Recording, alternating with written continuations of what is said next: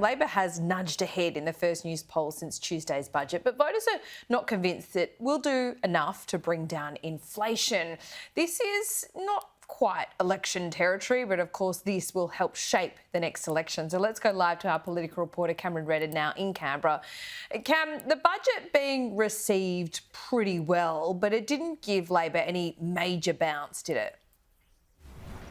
No, and all politicians, Laura, will say that they don't look at the polls. The only poll that matters is the one on election day. But today's Newspoll, being the first after the budget in reply as well, notes that Labor has some work to do to convince voters that their budget is going to help with the cost of living. This first Newspoll showing only a quarter of people, 27%, believe that they will be financially better off as a result of the action the government has taken. That includes the energy rebate, tax cuts, rental assistance, changes to HECS indexation.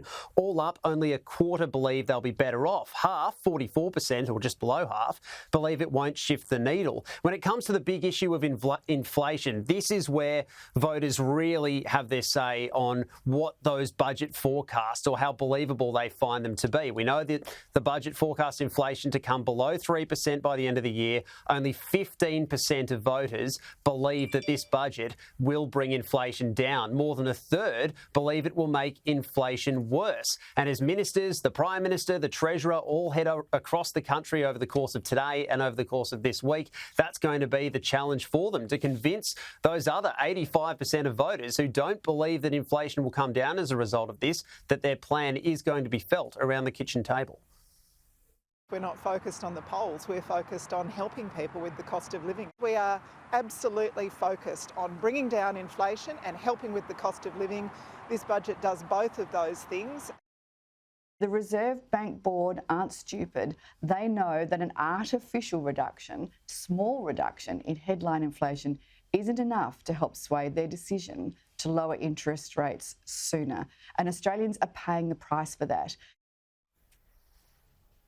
All governments hope for the post-budget bounce in the polls. Of course, we're heading into an election year, so perhaps more important than ever. Not a massive bounce to write home about for Labor. Up slightly in the primary vote from 33 to 34%. The Coalition falling to 37 from 38. The Greens ticking up 2 to 13%. On two-party terms, how this trickles through, it has Labor and the Coalition essentially back to where they were at the last election, 52 to 48, a slight increase for Labor, climbing 1%. Personally, though, for the Prime Minister, this is where the biggest movement was for the entire poll. The Prime Minister, Anthony Albanese, seeing his preferred PM rating go up by 4 points, now leading Peter Dutton 52 to 33. The other point worth mentioning, I think, Laura, is the net satisfaction rate for the Prime Minister. That is essentially comparing those who are satisfied with those that are dissatisfied with his performance. He's been in negative territory for some time, but is now back at level for the first time since the Voice referendum. So